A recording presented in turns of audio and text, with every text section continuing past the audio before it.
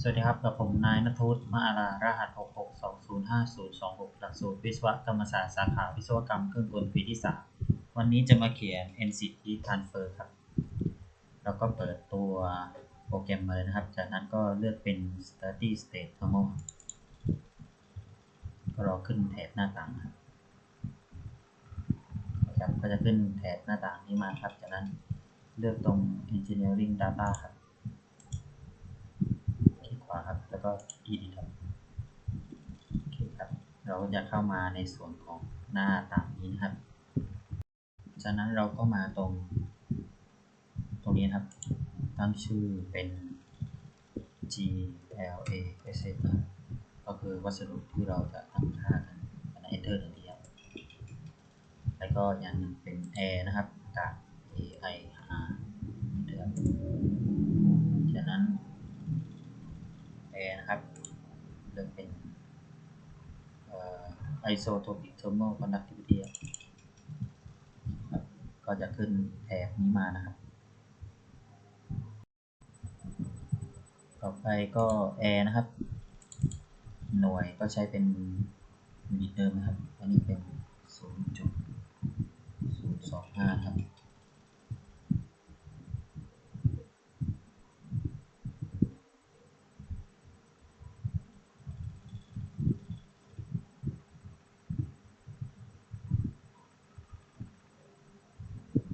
โอเคครับ 0.025 Enter ครับ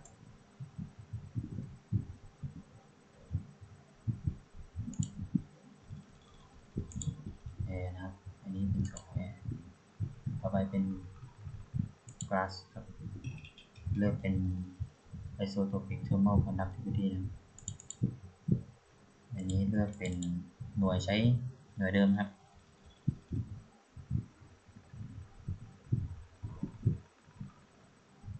นี่เป็น 0.8 ครับ Enter ครับอันนี้เป็นของ glass นะต่อมาก็ทำการเซฟนะครับ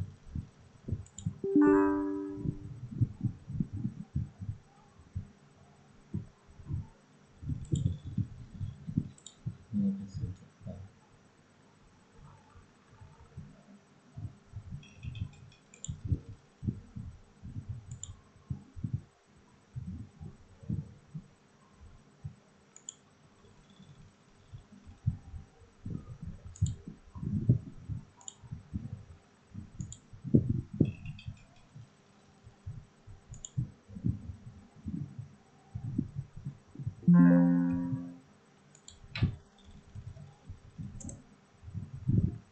ทำการเซฟไปนะครับ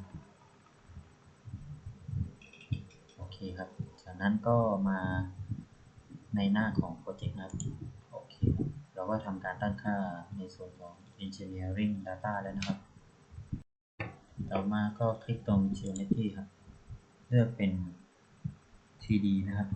โอเคนี่ก็ได้ตั้งค่าในส่วนของการตั้งค่าก็จะมี 3D กับ 2D นะครับอันนี้เราเลือกเป็น 3D ครับจากนั้นก็คลิกขวาครับแล้วก็เลือกเป็น New Design Model Geometry ครับกดเข้าไปเลยนะครับ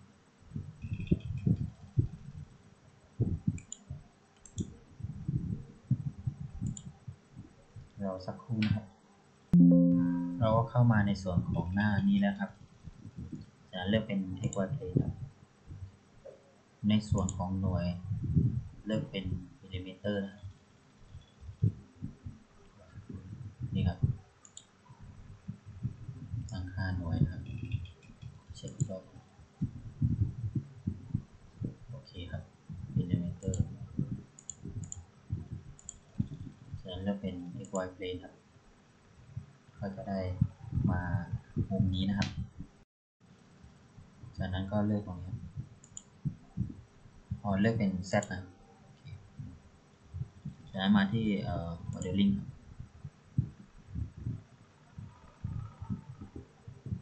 จะเป็น XY Plane ครับแล้วก็มาที่ Sketching ครับจากนั้นเลือกเป็น Setting นะครับ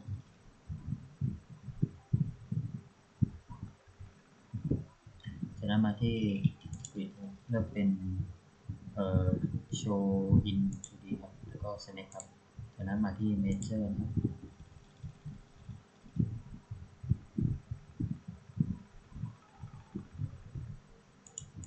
เป็น2ครับ enter ครับจากนั้นมาที่นี่ครับอันนี้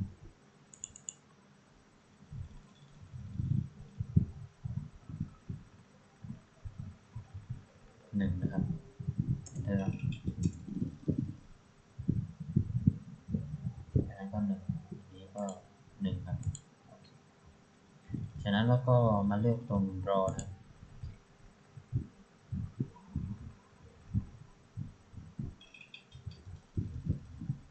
จะย่อให้มันสัก20ครับ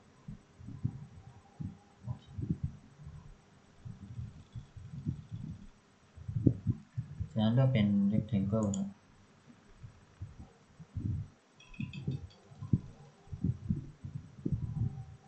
นี่นะครับลากจากตรงกลางขึ้นมานะครับ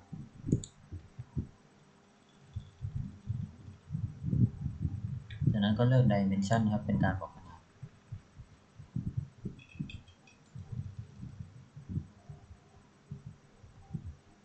จากนั้นเลือกเป็น display นะครับโชว์ value ด้วยครับจากนั้นเลือกเป็น general นะครับ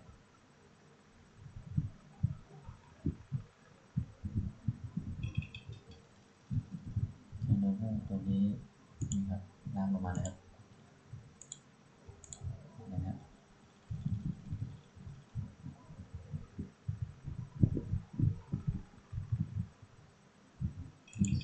V2 ครับเลือกเป็น30นะครับเลือก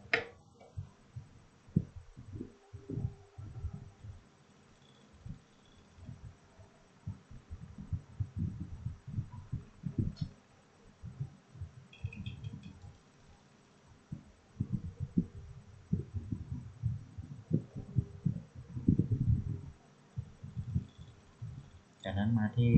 modeling ครับแล้วก็นี่ครับกดบวกครับแล้วก็ sketch ครับ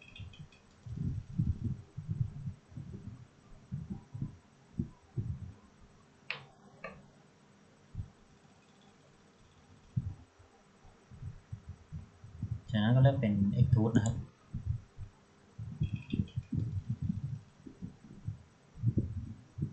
แล้วก็เลือกเป็น 3D view ครับ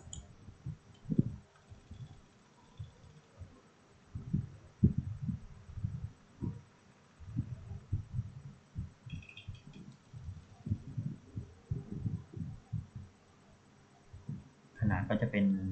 30มิลลิเมตรนะ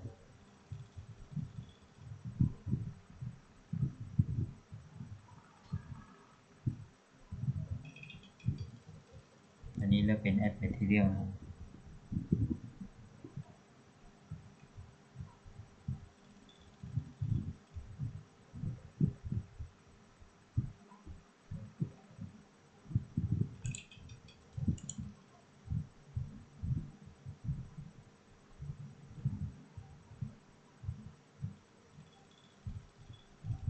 จะเลือกเป็น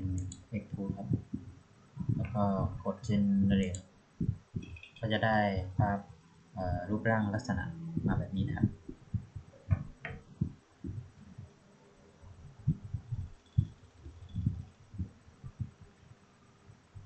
ก็ติดเรื่องนี้ครับแล้วก็เลือกเป็นตรงนี้ครับ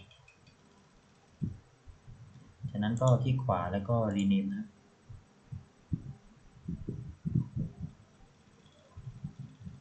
ตั้งเป็น insight นะครับแล้วก็ glass insight card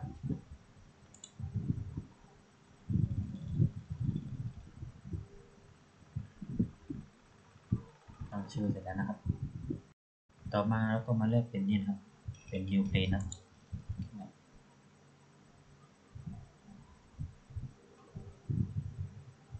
จากนั้นก็เลือกเป็น plane 4นะครับ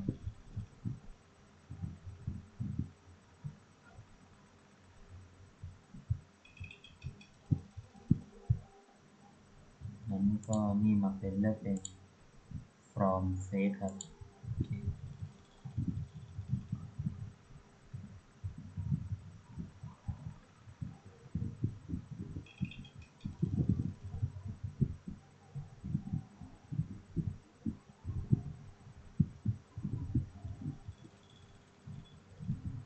นั้นตรงนี้ก็เลือกเป็นนี่ครับ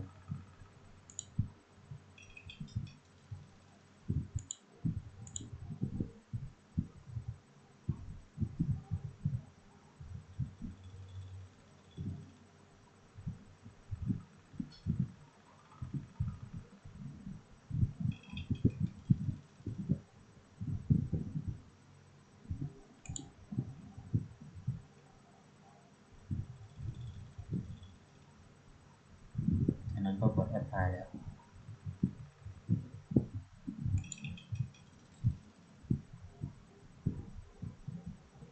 จากนั้นก็กด generate เลยครับ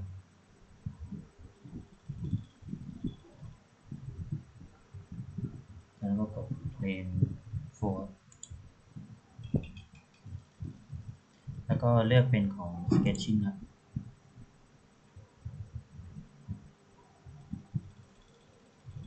เลือกในส่วนของ setting ครับเดี๋ยวนี้เลือกเป็นโชว์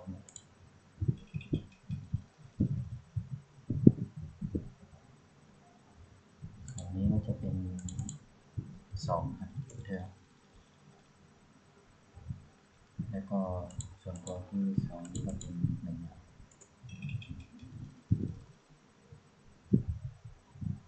จากนั้นเราก็มาเลือก draw นะครับแล้วก็เลือกเป็น rectangle ครับ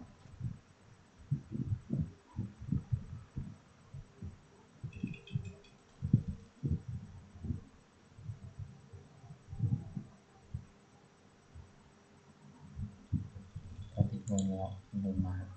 ที่มุม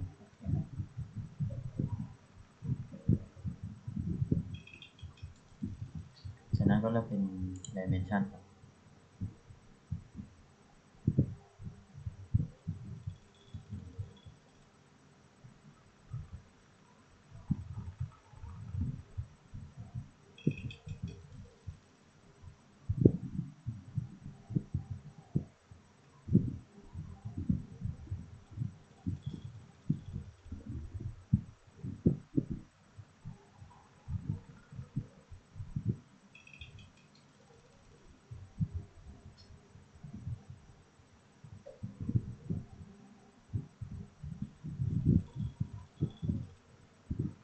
จากนั้นมาที่ modeling ครับแล้วก็มาที่ N4 ครับจากนั้นมาที่ X2 ครับ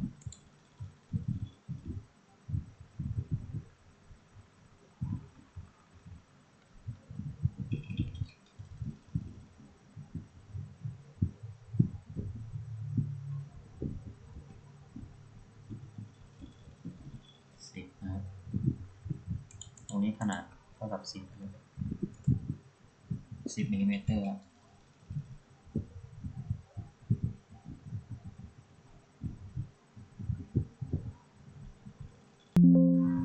จากนั้นตรงนี้เราเลือกเป็น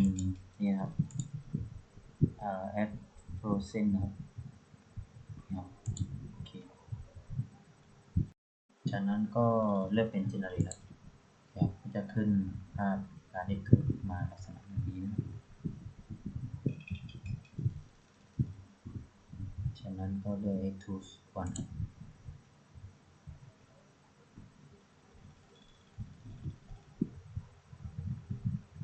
แล้วเราก็มา rename อันนี้นะครับเป็น rename เป็น air นะครับ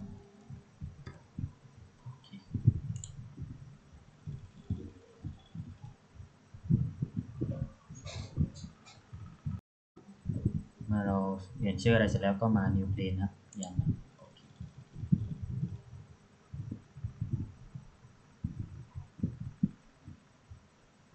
จากนั้นก็จะเป็น plane ไฟครับ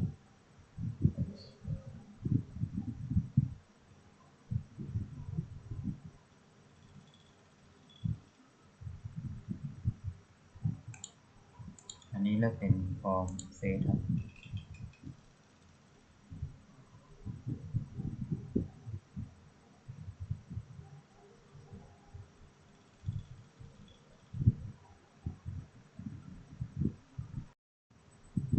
จากนั้นก็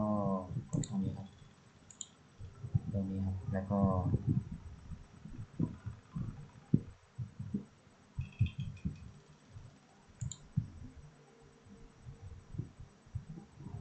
apply ครับโอเค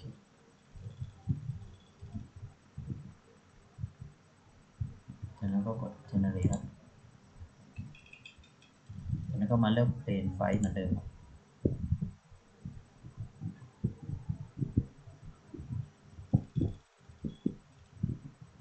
จากนั้นก็มาที่ sketching ครับแล้วก็เลือกเป็น setting นะครับตั้งค่านี่ครับเลือกเป็นทั้ง2อันเลยครับ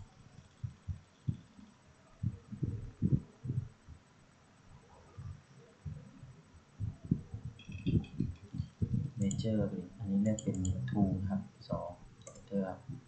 ส่วนอันนี้เลือกเป็น1ครับจากนั้นก็มาเลือก draw นะครับ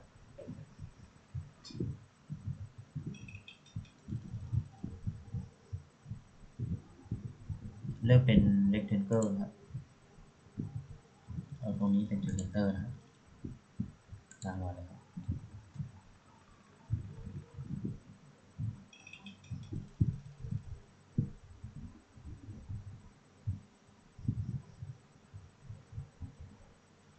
ต่อมาก็เลือกเป็น modeling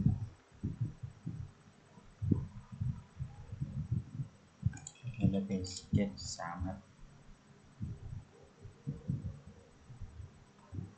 แล้วก็เลือกเป็นคำสั่ง extrude ครับ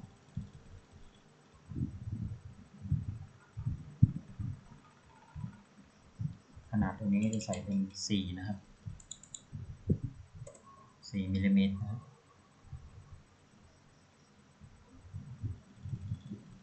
แล้วก็เลือกเป็น extrude 3ครับแล้วก็ generate เลยครับโอเคครับก็จะได้ตัวชิ้นงานมาแบบนี้นะครับ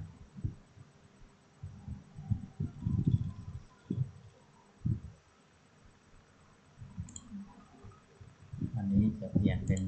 ตัวเส้นนะ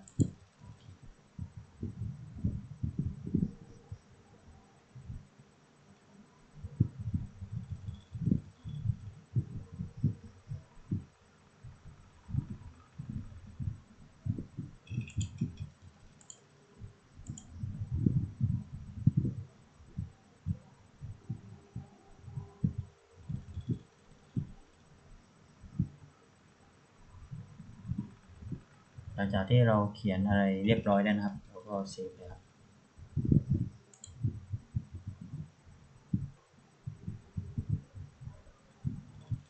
เมื่อเราเซฟแล้วเราก็จะกลับไปหน้าแรกนะครับก็ rectify ครับแล้วก็ close จากนั้นก็รอสักครู่นะครับเราก็กลับมาสู่หน้านี้แล้วครับจากนั้นก็คลิกที่โมเดลครับจากนั้นรอมันโหลดสักครู่นะครับเราก็โหลดมายังตัวหน้า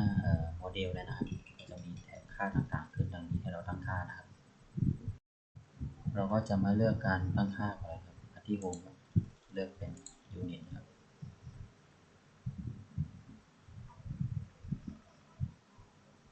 เลือกเป็นนี่ครับเมตริกครับเมตรกิโลกรัมครับ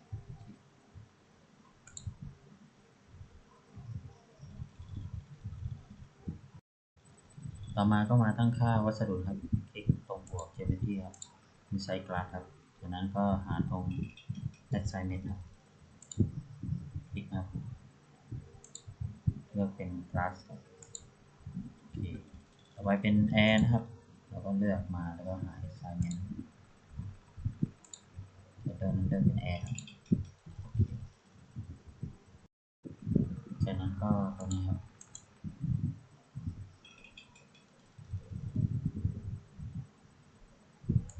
ตรงนี้ครับเลือกเป็น Assignment Glass นะครับโอเคเราก็ตั้งค่าวัสดุเรียบร้อยแล้วครับ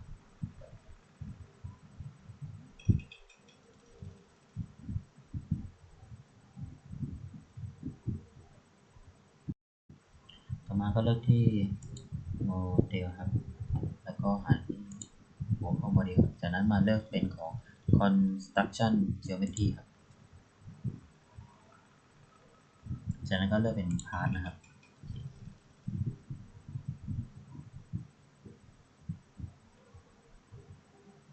Part ที่ วานะครับจากนั้นเลือกเป็น rename นะครับ part A นะครับ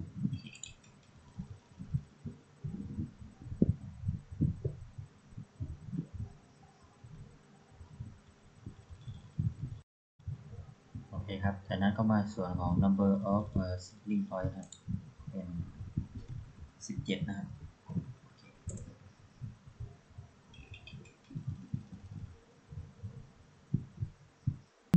ต่อมาก็มาทำการใส่ค่านะครับ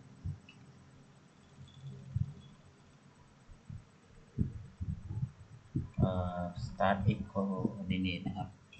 ใส่เป็น0ครับ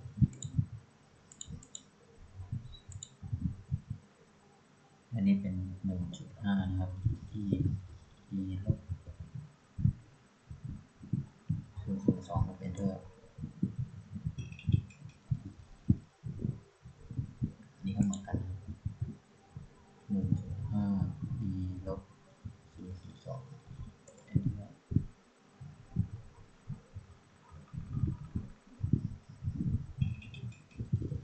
เลื่อนลงมาครับก็มาในส่วนของ and x coordinate ครับอันนี้จะเป็น 1.8 e ลบ0.02ครับ1.5 1.5 e ลบ0.02อันนี้เป็น 1.5 e 1.5 ลบ0.02เหมือนกันครับเดิมเราก็ตั้งค่าตามนี้นะครับ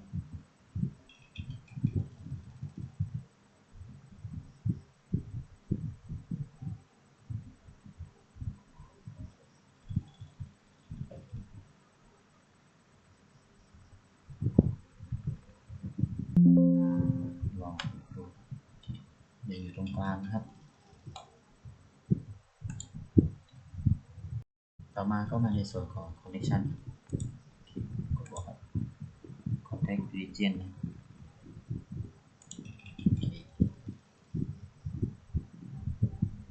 จะขึ้นแสดงดังนี้นะครับแล้วก็ contact region 2ครับจะขึ้นลักษณะดังนี้เลยนะต่อมาเราก็มาในส่วนของ main นะครับแล้วก็หา element type นะแล้วก็ใส่เป็น1 e ลบ3 enter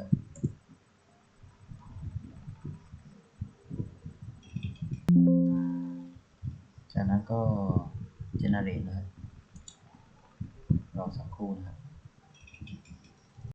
ก็จะได้เมดตารางลักษณะประมาณนี้นะครับต่อมาเราก็มาที่นี่นะครับ study state total คลิกขวาครับ insert แล้วก็เลือกเป็น convection ครับ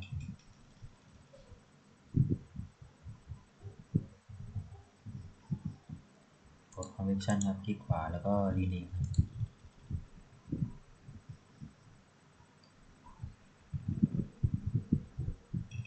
แล้วก็ตั้งเป็น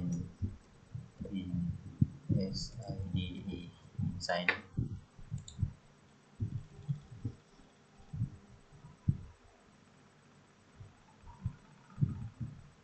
จากนั้นก็เลือกเป็น convection อีกอันนะคลิกขวาแล้วก็ rename ครับอันนี้ตั้งเป็น OGSID outside ครับ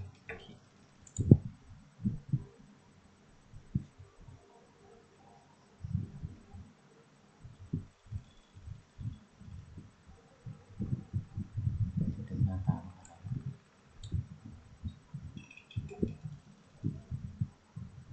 แล้วก็คลิกตรง outside ครับ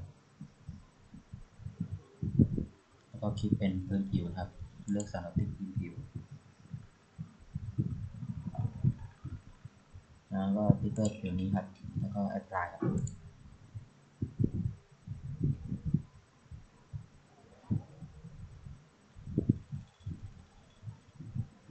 coefficient ที่ใส่เป็น 30นะครับ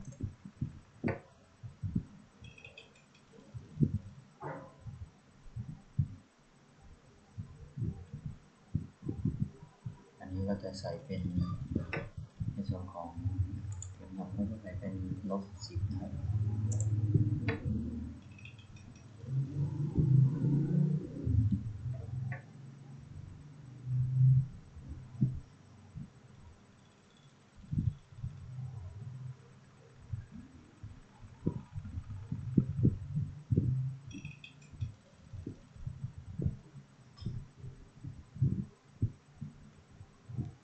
ครับเอาไซส์ก็ตั้งค่าตามนี้นะครับ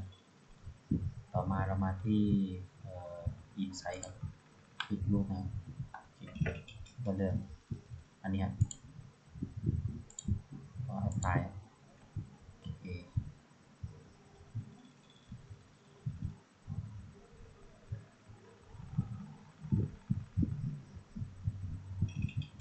นี่จะใส่เป็น10นะครับพิมพ์โค้ดไปเช็ค Enter ครับ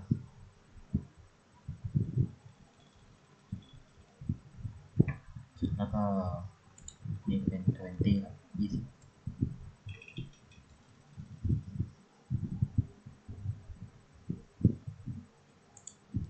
ค่าก็จะขึ้นลักษณะดังนี้นะครับมี convection ในส่วนของ inside แล้วก็ outside ครับ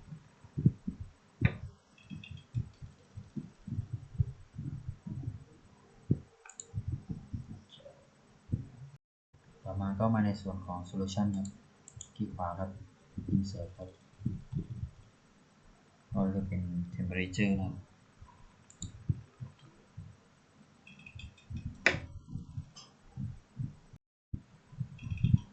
นี้เราก็จะเพิ่มมาในส่วนของ temperature นะครับแล้วก็ temperature part นะครับโดยการเลือกเป็นpart นี้ก็คือ part A นะครับส่วน scoping method ก็เลือกเป็น part นะครับในส่วนของ solution ครับก็เพิ่มมาเท่านี้นะครับจากนั้นก็คลิกในส่วนของ solution ครับแล้วก็ solve รอสักครู่นะครับเราก็ทำการ solve เรียบร้อยแล้วครับและนี่ก็เป็นนี่ครับค่า max ค่า min ก็จะมีลักษณะอย่างนี้เลยนะครับมาดูในส่วนของ template ครับนี่ครับค่า max ค่า min ก็จะโชว์ลักษณะของกราฟก็ประมาณนี้นะครับจะโชว์ค่าต่างๆโอเคครับด้านข้างนะครับก็จะมีโอเคลักษณะดังนี้เลยครับก็การเขียนMCP transfer คลิปนี้ก็ขอจบเพียงเท่านี้นะครับขอบคุณครับ